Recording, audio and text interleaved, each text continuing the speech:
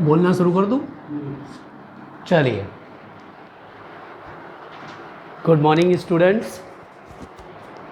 आज हम आपको टॉपिक पढ़ाएंगे लिटरेरी टर्म्स।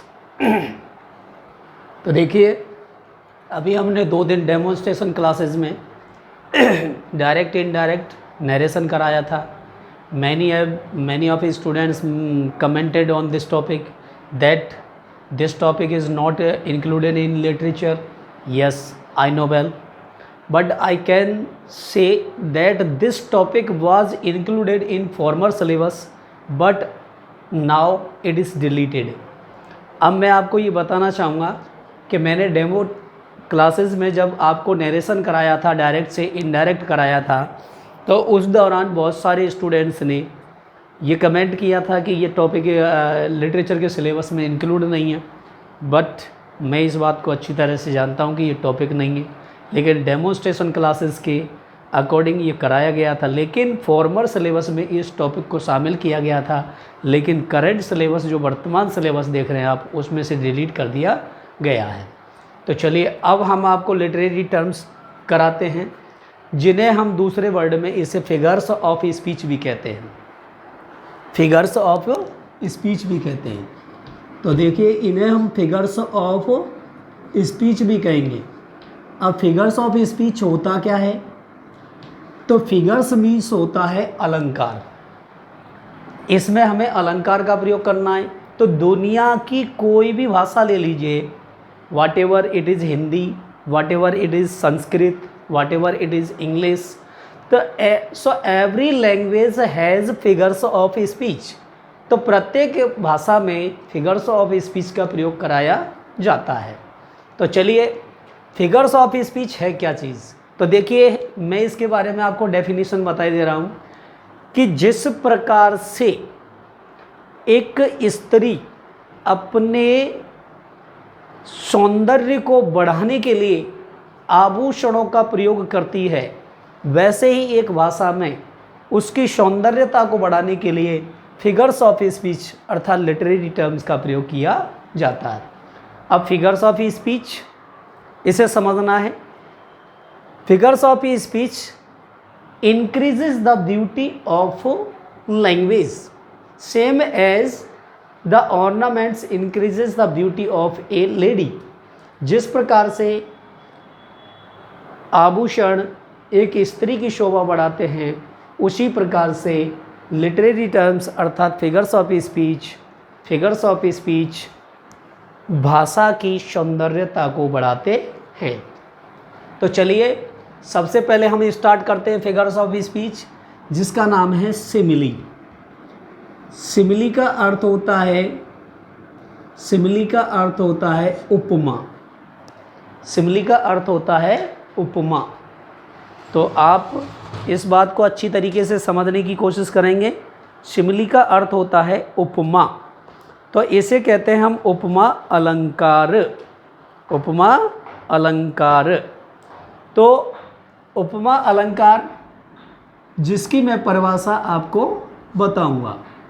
उपमा अलंकार, तो हम इसे उपमा अलंकार के नाम से जानते हैं।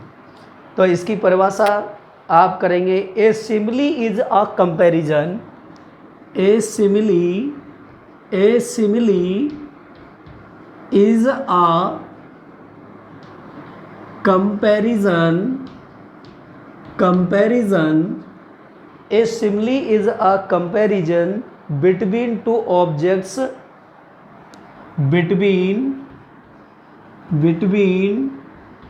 two objects of different kinds,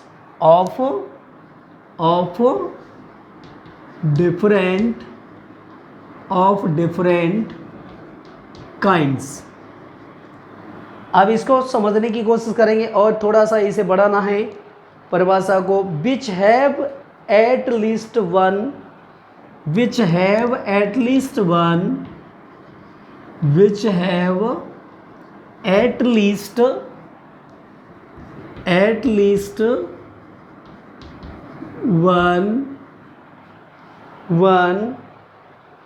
point in common, 1 point in common. तो ये हमारी डेफिनेशन हुई यहाँ से यहाँ तक। तो अब हम इसका हिंदी रूपांतरण करते हैं, इसका हिंदी ट्रांसलेशन करते हैं। तो let's carry on. A simile एक उपमा अलंकार, इज अ कंपैरिजन एक तुलना है। कंपैरिजन मीन्स कहते हैं तुलना। तो एक उपमा अलंकार एक तुलना है बिटवीन टू ऑब्जेक्ट्स, दो वस्तुओं के बीच में। ऑफ क्या कहता है? ऑफ डिफरेंट काइंड, विभिन्न प्रकार की।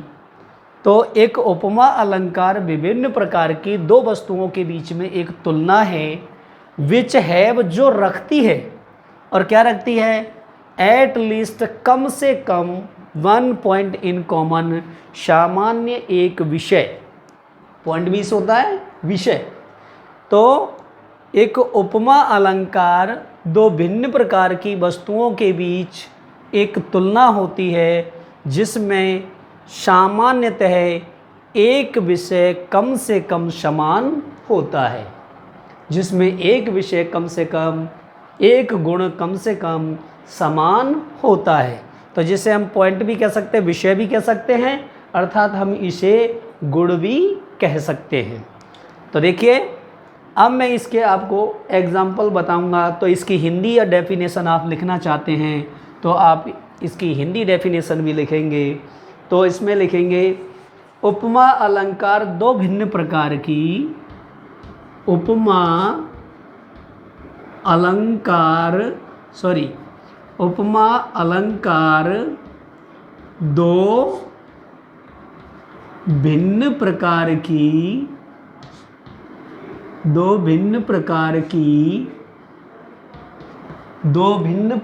की वस्तुओं की तुलना करता है, वस्तुओं की तुलना करता है। इसके बाद आगे लिखना है जिसमें कम से कम एक गुण समान होता है, जिसमें कम से कम अर्थात स्टूडेंट्स ये समझ के चलना है, एटलीस्ट मीन्स होता है कम से कम, है मीन्स होता है रखना या होना, और कम से कम एक गुण मीन्स क्या बताया था हमने? पॉइंट अर्थात विषय। एक गुण समान होता है, समान होने का मतलब होता है समान होता है अर्थात इन कॉमन होता है। ठीक है, तो आपको ये समझ लेना है। अब देखिए, मैं आपको जो एक मुख्य बात समझाने वाला हूँ कि कभी कभी हम इसको पहचानने में, कैसे पहचानेंगे, इसे पहचानने में हम भ्रमित हो जाते हैं।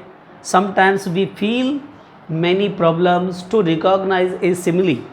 तो हमें क्या करना है, इसको सिमिली को पहचानने के लिए, एक सिमिली को पहचानने के लिए मैं आपको कुछ वर्ड्स ऐसे बता रहा हूँ जिससे आपको बहुत आसानी से समझ में आ जाएगा। ये वो वर्ड हैं, वो आप लिखेंगे एक सिमिली में। तो यहाँ पर लिखेंगे सिमिली के लिए अर्थात उपमा अलंकार के लिए हम एज, लाइक या शो शब्दों का प्रयोग करते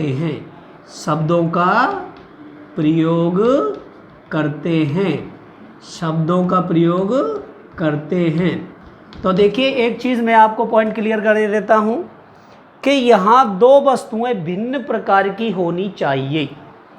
अगर इनमें एज, लाइक या सो दिया गया है और वस्तुएं कैसी होनी चाहिए? भिन्न, दोनों अलग अलग प्रकार की होनी चाहिए। अगर एक ही प्रकार की वस्तु होती है या एक ही प्रकार की कोई व्यक्ति होता है या एक प्रकार का कोई जीव होता है और उनके साथ भी एज या लाइक या शो लगा हुआ है, तो that is not a comparison, अर्थात that is not a simile, अर्थात ये सिमिली नहीं है, कोई अलंकार नहीं है, अर्थात ये कोई तुलना नहीं है। तो देखिए, मैं अभी इसका एग्जाम्पल देता हूँ और एग्जाम्पल से आपको अच्छी तरह से समझ में आएगा। आई hope that you will understand better when with the examples, when I will start you example. जब आपको मैं एग्जाम्पल कराऊंगा या एग्जाम्पल उदाहरण के साथ आप अच्छी तरीके से समझ पाएंगे। तो लेट्स कैरी ऑन। देखिए एग्जाम्पल कराता हूँ मैं आपको। Example number first example, she is as fresh. यहाँ पर है she is as fresh as, और यहाँ पर आ गया ड्यू। अब समझ लीजिए ये एक वाक्य है और इस वाक्य के अंदर यहाँ देखते हैं, ये यहाँ पर लिया गया है सब्जेक्ट है, शी सब्जेक्ट है, एज इज यहाँ पर किसके लिए आया है, ये हेल्पिंग वर्ब अर्थात मेन वर्ब का कार्य कर रही है, तो ये वर्ब है।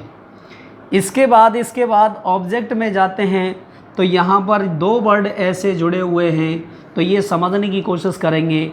फ्रेश मीन्स होता है ताज़ा और ड्यू मीन्स होती है ओश, लेकिन किसकी तुलना, अर्थात ऑब्जेक्ट की तुलना और सब्जेक्ट से की गई है। ऑब्जेक्ट की तुलना सब्जेक्ट से की गई है और कैसे की गई है, एज फ्रेश, उतनी तरोताज़ा। फ्रेश मीन्स होता है ताज़ा, यानी कि इसका मतलब होता है सुंदर, कोमल। तो ताज़ा अर्थात वह इतनी ताज़ा है जितनी कि ओस की बूंद। तो अर्थात कहने का मतलब हो गया वह ओस की तरह से ताज़ा है। अर्थात एक स्त्री की तुलना यानी कि किससे की गई है, एक स्त्री की तुलना ओस की बूंद से की गई है। अर्थात जो बरसात में गिरने वाली छोटी छोटी बूंदें होती हैं तो ड्यू मीन्स कहते हैं, या फिर वाष्पीकरण के द्वारा इवेपोराइजेशन होता है, जब वाष्पीकरण के द्वारा उत्पन्न होने वाली जो पानी की बूंद है उसे हम ड्यू कहते हैं। अर्थात वो ओस होती है, ओस की बूंद कहते हैं जिसे। तो अर्थात एक स्त्री की तुलना एक बूंद के साथ की गई है और उसे तरोताज़ा बताया गया है। तो इसका कहने का अर्थ ये हो गया कि एक व्यक्ति की तुलना किससे की गई, अर्थात ओस की बूंद से की गई। चलिए, तो अब मैं आपको, मुझे लग रहा है कि आप समझ रहे होंगे अच्छी तरीके से। I hope that you are understanding very well. Next मैं आपको बताता हूँ एक और एग्जाम्पल, तो इसको भी समझने की कोशिश करेंगे।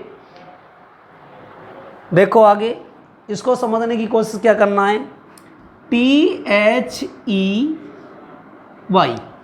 देखो इसको दे भी कहा जाता है और दे कहा जाता है। तो देखिए दे यहाँ पर क्या होता है, देखिए आप इस चीज़ को समझें या ना समझें, लेकिन मैं आपको बता देता हूँ। जैसे फर्स्ट पर्सन आता है हमारा, तो फर्स्ट पर्सन में क्या करेंगे, हम आई और वी का प्रयोग करते हैं।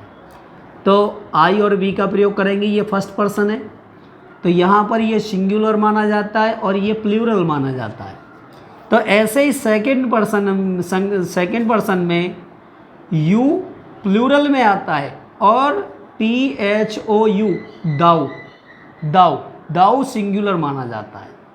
तो दाऊ जब सिंगुलर में आना जाता है तो इसका हम जैसे ऑब्जेक्टिव और पॉजेसिव केस करते हैं, दाऊ, दी, दे, दाइन।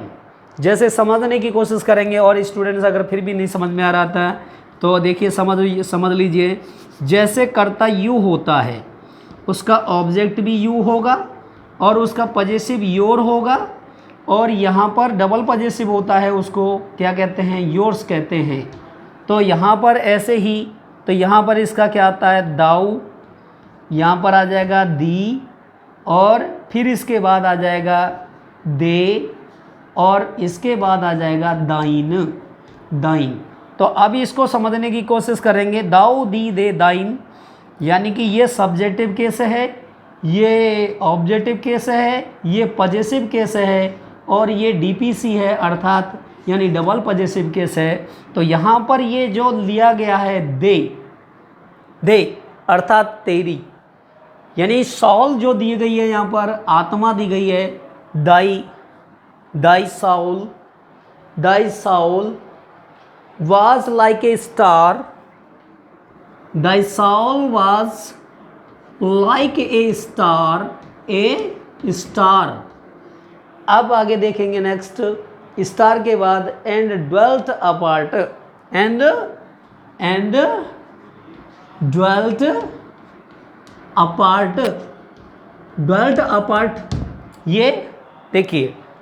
तो यहाँ पर क्या करेंगे, दाई साउल तेरी आत्मा, यानी तेरी आत्मा, और उस आत्मा की तुलना किससे की गई, उस आत्मा की तुलना एक स्टार से की गई है। स्टार मीन्स होता है सितारा, ठीक है। अब इस सेंटेंस को समझने की कोशिश करें। अब यहाँ पर जो लिया गया है, यानी कि आत्मा की तुलना स्टार से की गई है। दोनों डिफरेंट वस्तुएं हैं, और दोनों डिफरेंट वस्तुएं हैं, तो लाइक से हमने क्या कर दिया, इसमें कंपैरिजन कर दी गई। तो इसीलिए इस सेंटेंस में हमें क्या देखने के लिए मिलता है, शिमली देखने को मिलता है। तो इसलिए इस सेंटेंस में हमें क्या देखने को मिलता है, शिमली देखने को मिलता है। तो try to understand. She is as fresh as dew, अर्थात वह ओस की बूंद की तरह से ताज़ा है, और उसकी आत्मा एक सितारे की तरह से है। एंड ड्वेल्ट अपार्ट, जो दूर से ही चमकती है। तो कहने का अर्थ ये होता है, यहाँ पर आत्मा को एक सितारे के रूप में संज्ञा अर्थात उपमा दी गई है। आत्मा को एक सितारे के रूप में उपमा दी गई है। तो चलिए अब मैं आपको यहाँ से आगे एक और एग्जाम्पल बताता हूँ, और वो एग्जाम्पल क्या है कि सारे मैक्सिमम स्टूडेंट शेक्सपियर को पढ़ते हैं स्टार्टिंग से लेकर, और जब तक हम ये लिटरेचर से जुड़े रहेंगे, इंग्लिश लिटरेचर से जुड़े रहेंगे, तब तक हम शेक्सपियर के बारे में पढ़ते रहेंगे। अब शेक्सपियर क्या है, एक लेखक, और वो एक ड्रामाटिस्ट के रूप में जाना जाता है। He is known as a perfect dramatist and he is known as a perfect sonneteer. अब सोनेटियर के और ड्रामाटिस्ट नाटककार के रूप में जाना जाता है। तो देखिए, हमने क्लास 12th में एक पोएम पढ़ी, और वो है क्लास 12th की कंपलसरी पोएम। ओल्ड सिलेबस दिया गया था, जिसका नाम है 7 एजेस ऑफ मैन। अब 7 एजेस ऑफ मैन में क्या किया गया, व्यक्ति के जीवन को 7 अवस्थाओं में बांटा गया शेक्सपियर के द्वारा। तो देखिए, उसी पोएम में से कुछ लाइन मैं आपको बता रहा हूँ विद एग्जाम्पल के, तो उन एग्जाम्पल्स को आप अच्छी तरीके से समझ लेंगे। और वो लाइन से क्रीपिंग लाइक स्नेल, यानी कि यहाँ पर क्या बताया है, क्रीपिंग मीन्स होता है रेंगना, और लाइक स्नेल मीन्स कहते हैं अर्थात वो एक घेंगे की तरह से। अब एक घेंगा जो होता है वो रेंगते हुए जाता है, उसी प्रकार से क्या होता है, एक अनविलिंगली स्टूडेंट जो विद्यालय के लिए जाता है विद ही सैचल, अपने छोटे से थैले को लेकर, और वो कैसे जाता है, unwillingly goes to school creeping like a snail, एक घेंगे के समान रेंगता हुआ। एक जो घेंगा रेंगता है, यानी घेंगा एक क्या होता है, जलीय जीव होता है, और वो धीरे धीरे रेंगता है ज़मीन के ऊपर। तो वैसे ही पानी में भी रेंगता है, अगर ज़मीन पर छोड़ दिया जाए तो ज़मीन पर भी रेंगता है, धीरे धीरे रेंगता है। ठीक वैसे ही एक अनविलिंगली स्टूडेंट, यानी कि जो छात्र अनिच्छा से बिना मर्जी के विद्यालय जाता है, वो उसकी रफ्तार जो होती है, उसकी चाल जो होती है, वो क्रीपिंग लाइक ए स्नेल, अर्थात एक घेंगे के तरह से रेंगने वाली चाल होती है। तो चलिए अब चौथा एग्जाम्पल भी मैं आपको बता देता हूँ, और वो क्या है, saying like furnace. Saying means होता है, साइंग मीन्स क्या होता है, आहें भरना। साइंग लाइक एच लगाएंगे, साइंग लाइक फर्नेस मीन्स होती है भट्टी। फर्नेस मीन्स होती है भट्टी, फर्नेस मीन्स भट्टी। तो इसको देखेंगे, साई मीन्स होता है आह भरना, आहें भरना। तो व्यक्ति की जो अवस्थाएं आती हैं 7 भागों में बांटा गया। तो व्यक्ति की जो अवस्था होती है वो जो तीसरी अवस्था आती है, तीसरी अवस्था के बाद जब वह क्या करता है, एक लवर का रूप धारण कर लेता है, एक प्रेमी का रूप धारण कर लेता है। In the third stage of a man, अपने जीवन की तीसरी अवस्था में एक व्यक्ति इज़ अ लवर, एक व्यक्ति प्रेमी बन जाता है। तो वो उसके बारे में बताया गया है, साइंग लाइक फर्नेस, अर्थात भट्टी की तरह से आहें भरता है, भट्टी की तरह से आह करहाने लगता है। तो यहाँ पर इसको साइंग लाइक फर्नेस, भट्टी की तरह से आहें भरना बताया गया है। कौन बताया गया है? A lover sighing like furnace, a student creeping like a snail. तो एक छात्र घेंगे के समान रेंगता हुआ जाता है, और यहाँ पर जो लिया गया है, एक प्रेमी भट्टी की तरह से आहें भरता है। तो प्रेमी अलग हो गया, फर्नेस भट्टी अलग हो गई, एक स्टूडेंट अलग हो गया, अर्थात एक स्नेल अर्थात घोंगा अलग हो गया। तो 5वें नंबर पॉइंट में चलेंगे। 5वां उदाहरण जो बता रहा हूँ मैं आपको, यानी कि क्या होता है, जब व्यक्ति जीवन की चौथी अवस्था में आता है तो he plays a role of a soldier, वही एक सैनिक की भूमिका अदा करता है। और सैनिक की भूमिका जब अदा करता है तो एक सैनिक की कंपैरिजन की जा रही है, किसके साथ? तो देखिए, ब्रीडेड मीन्स कहते हैं, अर्थात यहाँ पर क्या कहता है, यहाँ पर ब्रीडेड लाइक पार्ड मीन्स होता है तेंदुआ। पार्ड मीन्स क्या होता है? तेंदुआ।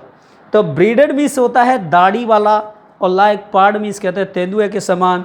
सो a soldier has beard and he bearded like pard, अर्थात एक सैनिक जो है तेंदुए के जैसी दाढ़ी रखता है। तो यहाँ एक सैनिक की तुलना तेंदुए से की गई है, यहाँ एक प्रेमी की तुलना भट्टी से की गई है, और यहाँ पर एक स्टूडेंट की तुलना स्नेल से की गई है। जैसे ही यहाँ आत्मा की तुलना स्टार से की गई है, वैसे ही एक स्त्री की तुलना ओस की बूंद से की गई है।